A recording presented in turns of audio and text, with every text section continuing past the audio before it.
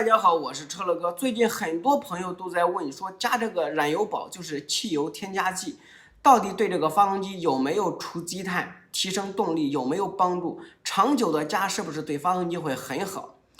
我就拿来了一个活塞，这是咱们发动机内部的燃烧室底部。因为它这个上面呢就是燃烧室的一个底部，然后活塞呢在上面一直持续的工作，所以说燃烧室里边燃烧的一切痕迹呢都在它上面进行一个残留。那么咱们添加的燃油宝或者叫汽油添加剂，都是呢最终呢在燃烧室里边进行一个分解，之前它和汽油中和以后呢，然后呢随着汽油一起进燃烧室，燃烧了以后呢，是不是可以给这个表面的积碳给它清除掉呢？咱们朋友们看一下，作为一个燃烧室里边，它承受的一个是800到1000度的高温，只要这个燃烧室不掉进来金属，那么里边不管是木销啊，或者是树叶之类呢，全部给它烧化、烧解、分解了，就变成灰尘之类的。那么咱们的燃油宝或者是汽油添加剂进来以后，燃烧了以后，能不能把上面附着的这些积碳给它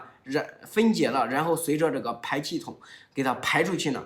这个情况呢，如果按专业角度来说的话，你加的燃油宝或者是添加剂很好，就是名牌的，比如说车谱之类的等等这些大品牌的添加剂，它确实呢有一点效果，但是不是说1、2次、1、2瓶、3、5瓶就可以达到一个清除积碳，那是不可能的。你必须长久持续的加，才能清除这上面的积碳。但是朋友们要考虑一个问题，就是你即使把上面的积碳清除了，有没有意义？有没有作用呢？那么接下来是停止一个燃油宝的添加，接下来就不用了。那么它上面呢，慢慢就重新呢又形成了这个薄薄的积碳。因为这个积碳，只要发动机做工，只要你在开车，它里面就会慢慢的形成这个积碳。所以说你只要停止不再添加了，那么它积碳就重新又出来了。所以说我给朋友们讲，就是说除了那些进口车在燃烧的过程中引起了故障灯亮必须要添加的情况下，咱们普通的车型啊，大部分都是不必要加的。因为你天天加，每一次加油都加一瓶，每一次加油都加一瓶，会给我们带来很大的经济负担的。你综合算在汽油里边，你每一项油是比别人贵很多的。我们开了车就是想怎么省怎么来，当然咱们有钱的朋友们随意啊。所以说我建议朋友们真的没必要，有的朋友们就是好奇，说人家都加我不加不行啊。你这种情况你可以加个1、2瓶，你体验一下就行。它当时呢确实是有一点提升动力的作用。因为这种当时加当时有用，它毕竟提高了汽油的燃油率，所以说你作为长久来加，它确实给我们带来了一种经济上的很大负担。但是有的朋友都说，到了 4S 店，有时候加油站人家就推荐说必须要加，你不加的话，里边的油腻啊、积碳啊，或者是汽油里边的杂质呢，都会越来越多，会影响整体发动机的寿命，甚至影响动力。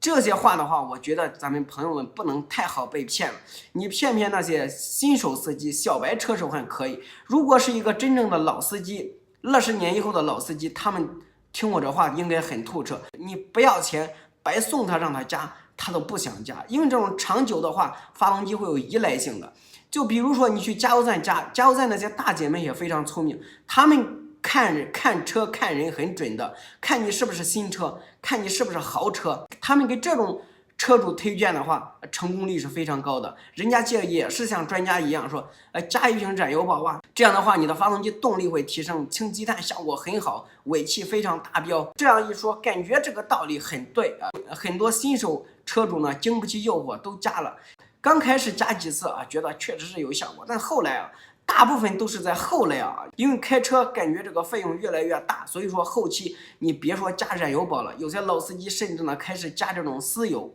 私人加油站呢，或者是个人这种私油，为了什么都是降低成本。所以说刚开始买新车的话，都是想一切都用最好的啊，你该加的不该加的我都加上，车呢越开呢就什么都不舍得，一切呢都在慢慢的这种变化。所以说咱们新手车主朋友们，咱们从开始的话，你就应该克制这种浪费。加的过多的话，确实是对后期呢发动机它有依赖性，就是你再不加的话，它故障灯就会亮，说提示的就是一个燃油率不达标。就是刚开始的时候，咱们一直用燃油宝，车的整体动力非常的强，我们停止了燃油宝的添加，那么它马上呢，发动机动力功率就会下降。这个时候，它氧传感器测测量的，包括这个排气量，包括这个气流的通过量都在下降。那么它提示呢，就是你动力下降。这个时候你是加燃油宝还是不加呢？所以说，咱们从开始呢就不能惯着这个发动机，用一般的汽油就行，